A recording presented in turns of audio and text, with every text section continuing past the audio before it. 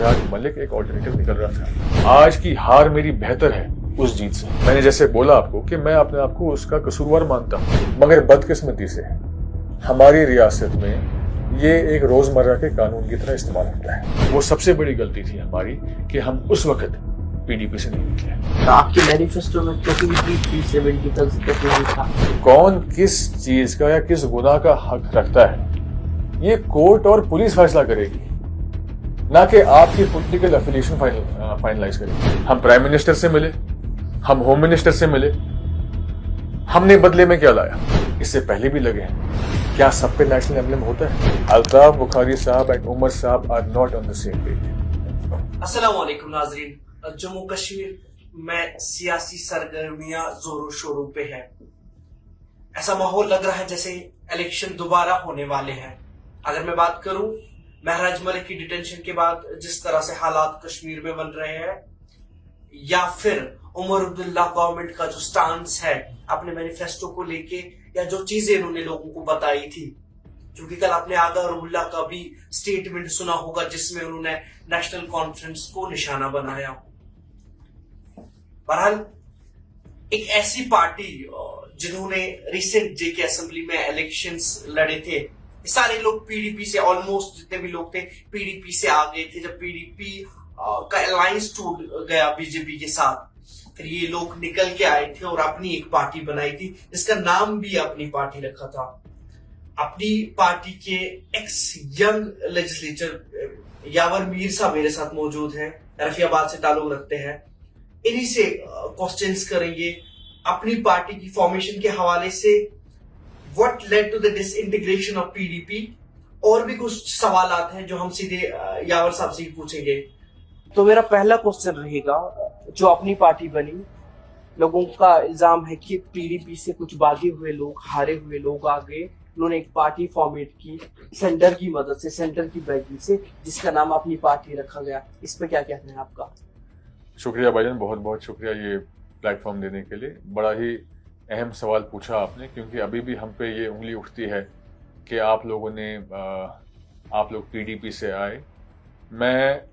मेरे ख्याल से सबको ये याद होगा कि जिस वक्त ये पार्टी बनी तो हम लोगों को जो इमीडिएट लीडरशिप है अपनी पार्टी की, उनको पीडीपी से निकाला गया। इन लोगों ने पीडीपी नहीं छोड़ी।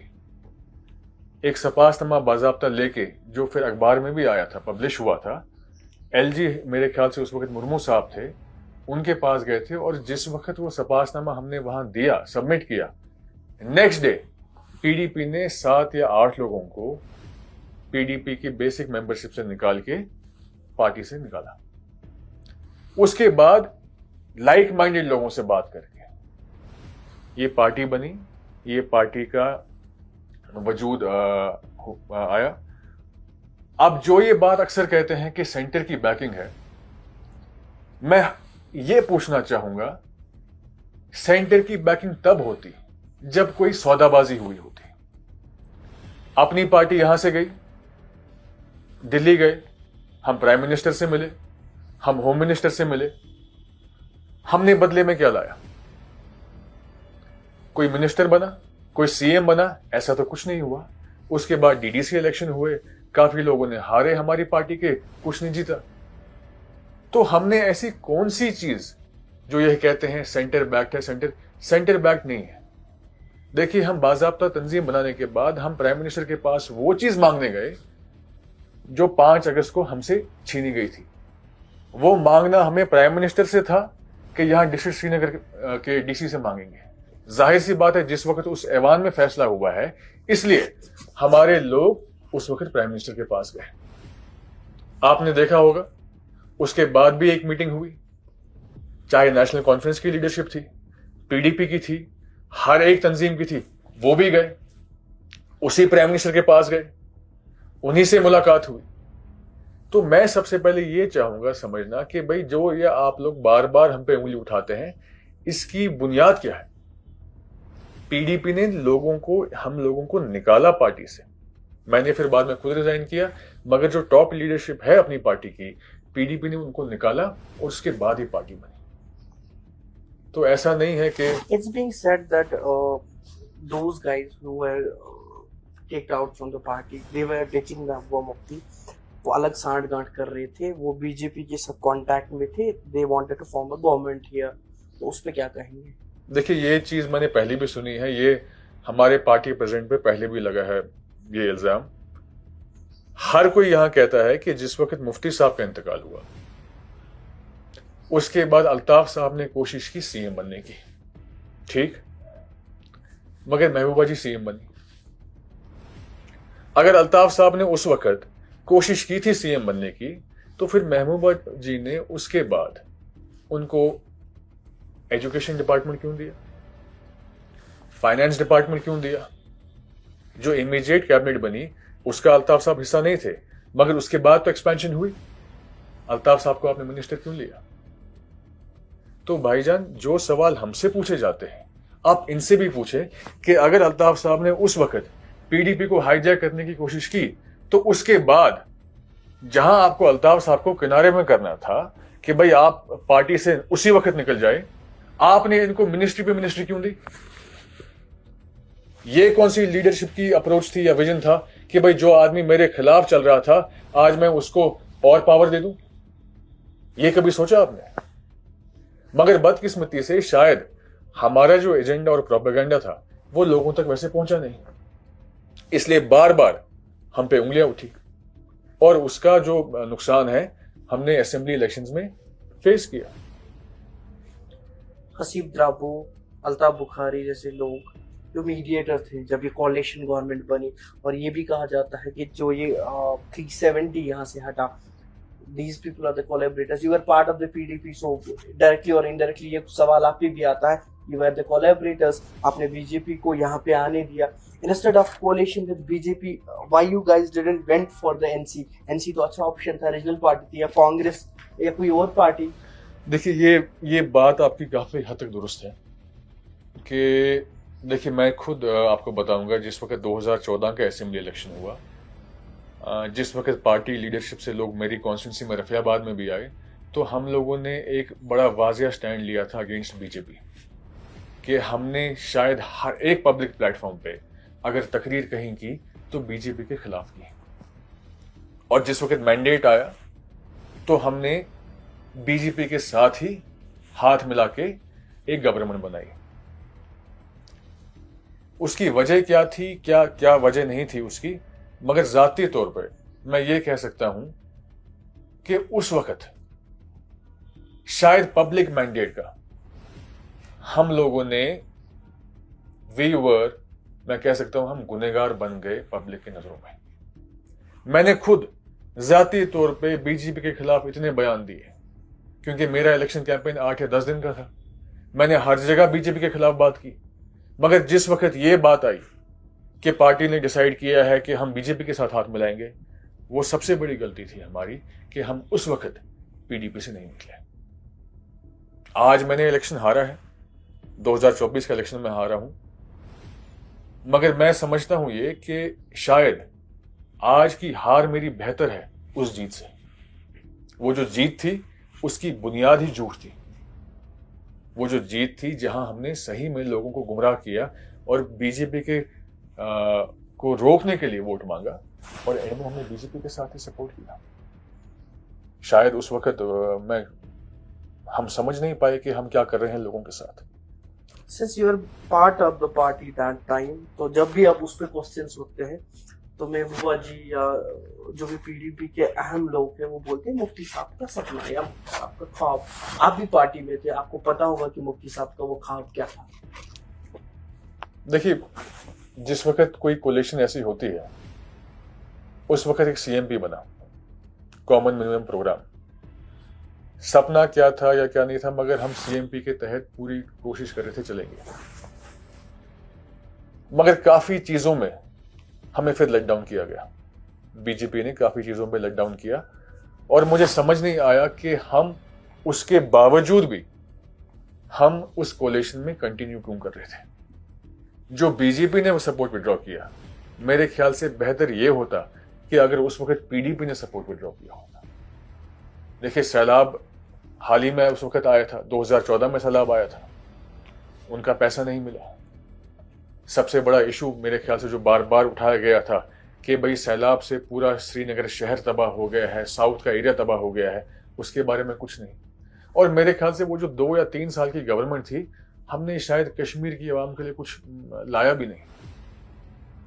अगर आप कहेंगे कुछ लाए तो मुझे दिखाइए कहाँ लाया। मैं कह तो रहा हूं आपको यहीं से, मैं अपने आप को भी बराबर गुनहगार मानता हूं उस सिस्टम का, और उसके लिए मैं कहता हूं, मैंने जैसे बोला आपको कि मैं अपने आप को उसका कसूरवार मानता हूं कि जो हम लोगों ने कश्मीर के अवाम को धोखा दिया और गुमराह किया, उसके लिए।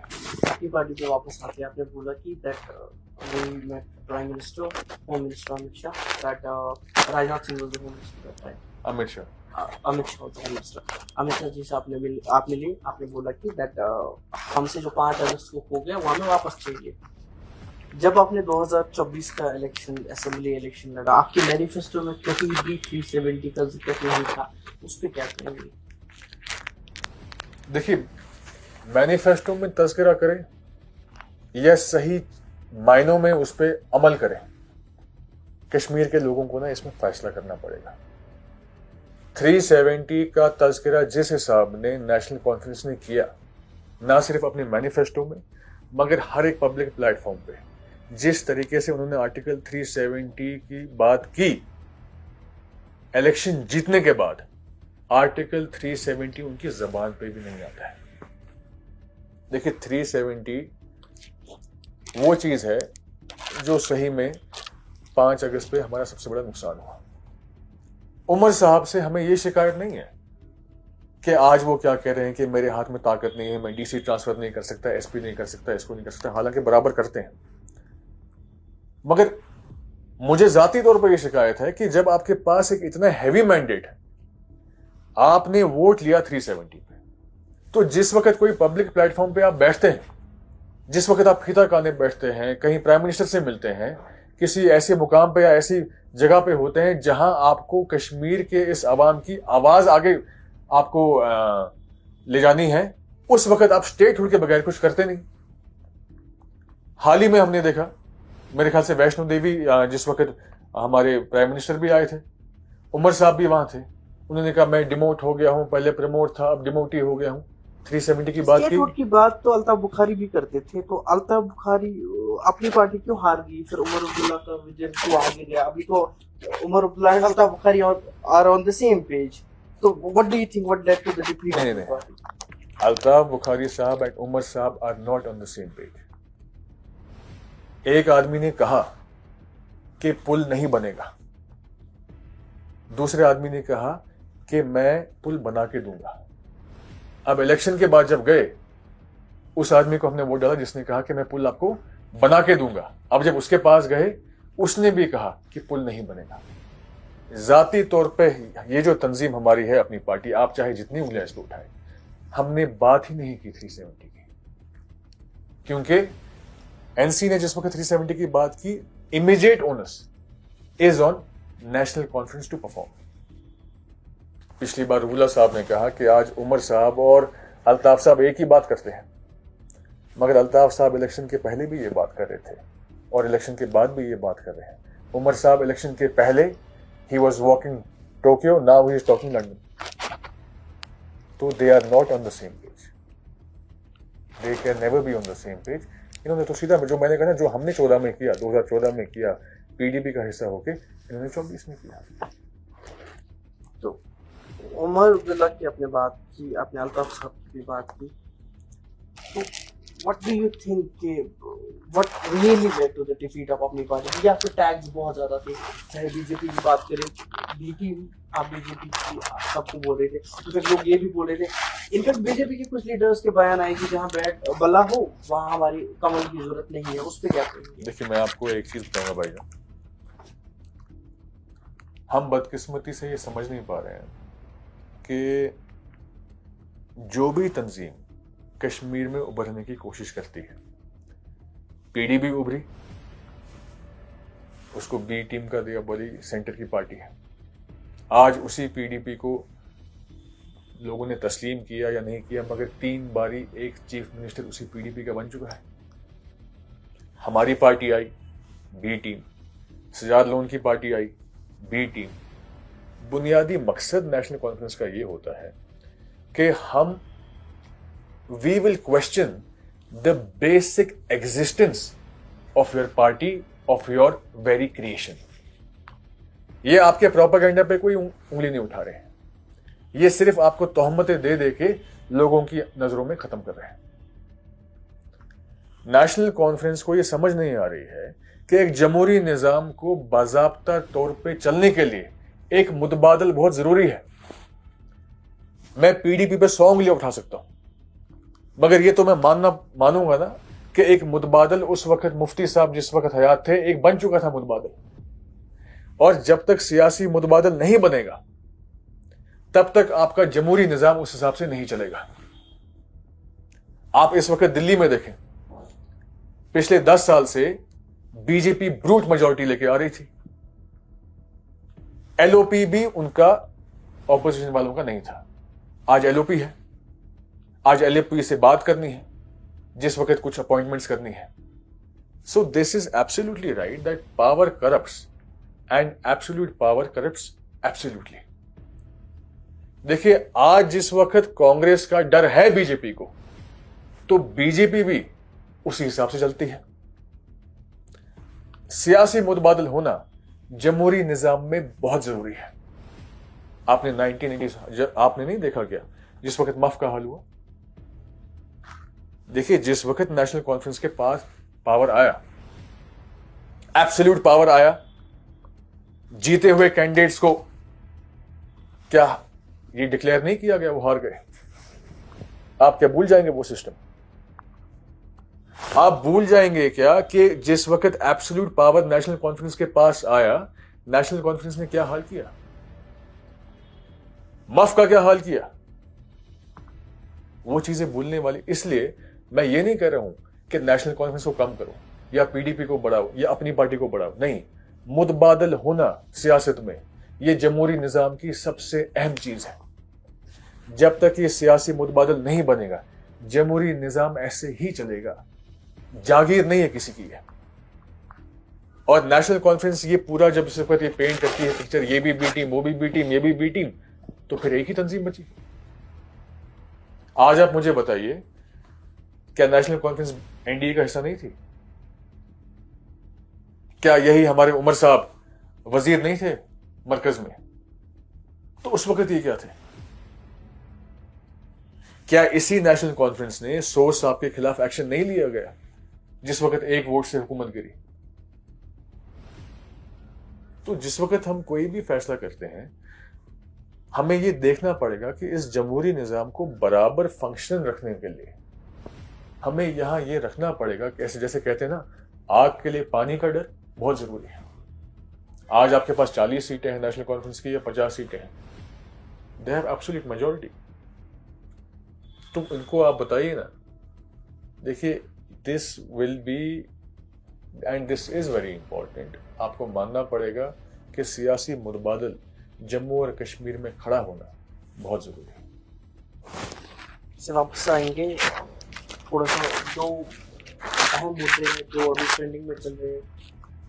महराज मलिक एक यंग एमएलए, डायनेमिक एमएलए, मैं नहीं कह रहा हूँ, लोग कह रहे हैं उसको पीएसए लगा दिया गया। किस तरह से देखते हैं उसकी केस? देखिए, महराज साहब की जहां तक बात करें, उसने क्या कलाम किया डीसी के बारे में या एडमिनिस्ट्रेशन के बारे में, पीएसए एक डिटेंशन लॉ है, मगर बदकिस्मती से हमारी रियासत में ये एक रोजमर्रा के कानून की तरह इस्तेमाल होता है। Again thanks to National Conference, again thanks to National Conference. हालांकि इस बार भी मैनिफेस्टो में लिखा था कि हम हुकूमत में आएंगे, पीएसए हटाएंगे, 1 लाख नौकरी लाएंगे। पीएसए का जो ये यूज है, जो आप लॉ आपके उस वक्त आपके पास है, चाहे वो सीआरपीसी हो, सीपीसी हो, आप उसको बाईपास करके डिटेंशन लॉ के अंडर आप एक सिटिंग लेजिस्लेटर को नहीं उठा सकते। देखिए, पीएसए का मतलब यह है कि अजम्पशन पे मैं उठा रहा हूं कि this person can be a threat to law and order. जब एक लेजिस्लेटर ही आपको थ्रेट लग रहा है, तो again you are questioning the basic existence of that person.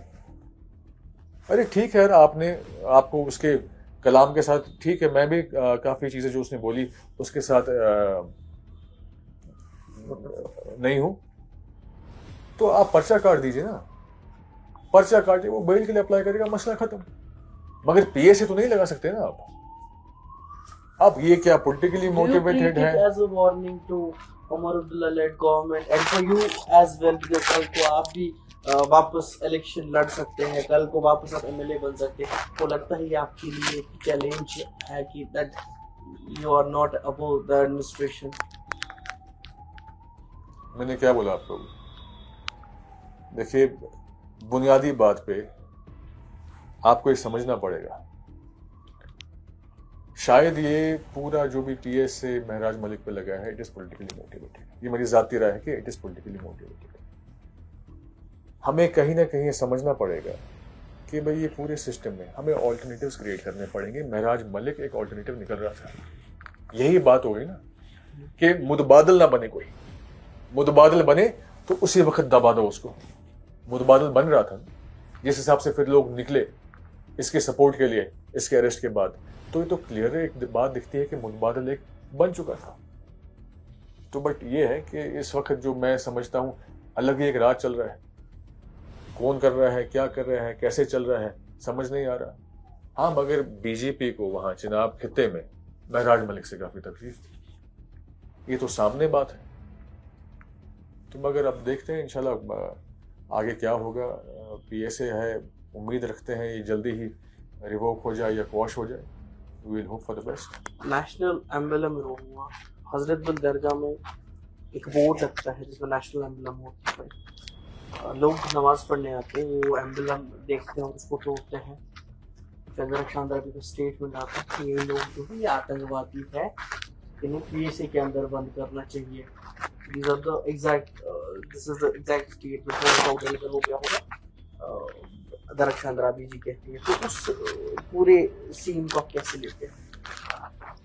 ये बेसिकली एक अलग सिस्टम हो गया। मैं अपने हिसाब से ही बोलता हूँ कौन टेररिस्ट है तो कौन नहीं। जिसका फैसला पुलिस को करना है वो भी वो खुद कर रहे हैं। Who will decide this?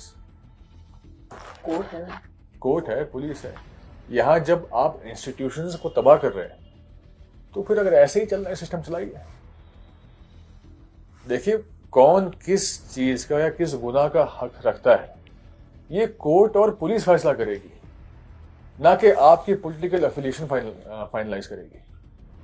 आप हो सकते हैं इस वक्त उस जगह बैठे हैं कि जहां आपके पास शायद ज्यादा ताकत हो मेरे से, बट आप तो फैसला नहीं कर सकते ना मेरे लिए कि मैं टेररिस्ट हूं कि नहीं हूं। कोर्ट फैसला करेगा, पुलिस फैसला करेगी। तो आप देखिए, इतने फ्रेजाइल ईगो से अगर आप पॉलिटिक्स करेंगे तो ऐसे पॉलिटिक्स नहीं होती। ये तो मेरे ख्याल से एकदम बात ही समझ नहीं आई। मैंने कहा आप खुद ही वकील बन चुके हैं, खुद ही जज बन चुके हैं, सारा फैसला भी खुद करें, तो फिर बचा क्या? जो बाकी जो इंस्टीट्यूशंस हैं, then we should tell them to wrap up, pack up their bags. Almost 50 people are detained उस केस पर। गवर्नमेंट के लिए कोई अपील? देखिए, मैं यही चाहूंगा कि without any political pressure from any party, government should take a very humane stand in this, without any political pressure. कि भाई पहले देखो तो सही इशू। ये तो पहली बार है नहीं ना कि किसी रिलीजियस साइट पे कोई बोर्ड लगाया गया है, इससे पहले भी लगे हैं। क्या सब पे नेशनल एम्बलम होता है? अयोध्या जाइए, वहां नेशनल एम्बलम है क्या? लगा है क्या? बाकी जगहों पे जहां रेनोवेशन वगैरह होती है, क्या हर जगह पे नेशनल एम्बलम है क्या? National emblem is it for national religious sites, ये भी पता कीजिए। तो जिस वक्त ये चीज कोर्ट में और पुलिस के पास जाएगी, तो आई एम श्योर कि जो हमारे इंस्टीट्यूशंस हैं इस मुल्क के, वो प्रोसीजर और हर एक चीज चेक करके फैसला सुनाएंगे अपना। और मैं उम्मीद रखता हूँ कि जो इस वक्त वो लोग तकलीफ में हैं, उनको राहत मिलेगी वहां से। आपको बहुत बहुत शुक्रिया ज्वाइन करने के लिए और हमें टाइम देने के लिए। शुक्रिया अभिना, बहुत बहुत शुक्रिया आपका। आप लोगों ने ये प्लेटफॉर्म दिया मेरे को, और उम्मीद रखते हैं और भी आपसे बात होती रहेगी।